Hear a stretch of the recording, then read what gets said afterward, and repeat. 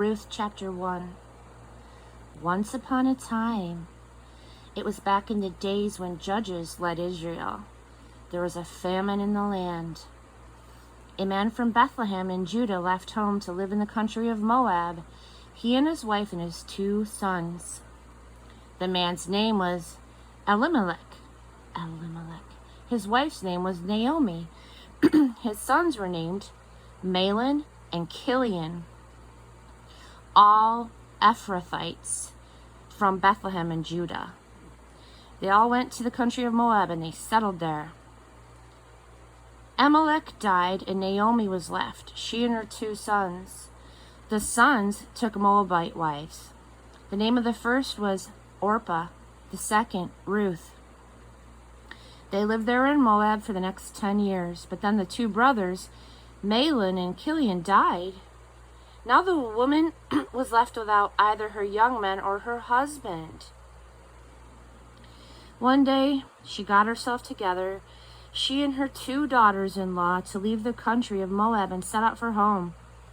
She had learned that God had been pleased to visit his people and give them food, and so she started out from the place she had been living, she and her 2 daughters-in-law with her, on the road back to the land of Judah. After a short while on the road, Naomi told her 2 daughters-in-law, "Go back, go home, and live with your mothers, and may God treat you as graciously as you treated your deceased husbands and me. May God give each of you a new home and a new husband." She kissed them and they cried openly. They said, "No, we're going on with you to your people." But Naomi was firm. "Go back, my dear daughters. Why would you come with me? Do you suppose I still have sons in my womb who can become your future husbands? Go back, dear daughters, on your way, please. I'm too old to get a husband. Why, even if I said there's still hope, and this very night got a man and had sons, can you imagine being satisfied to wait until they were grown?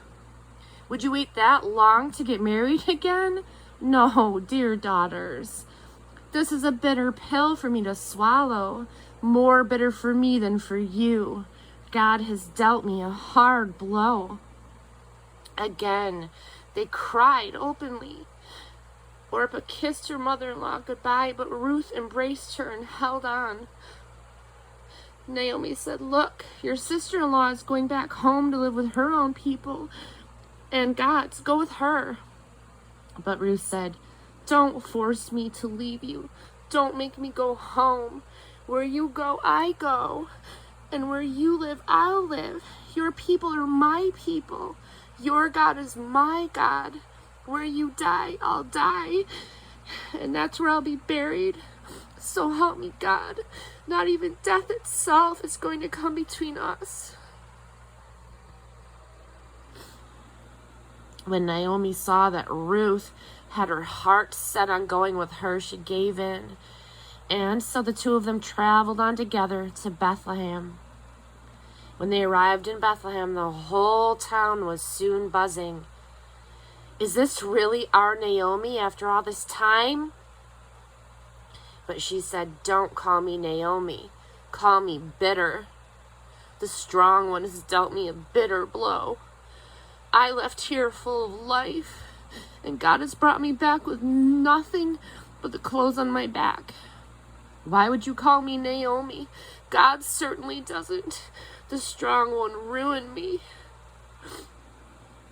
And so Naomi was back, and Ruth the foreigner with her. Back from the country of Moab, they arrived in Bethlehem at the beginning of the barley harvest.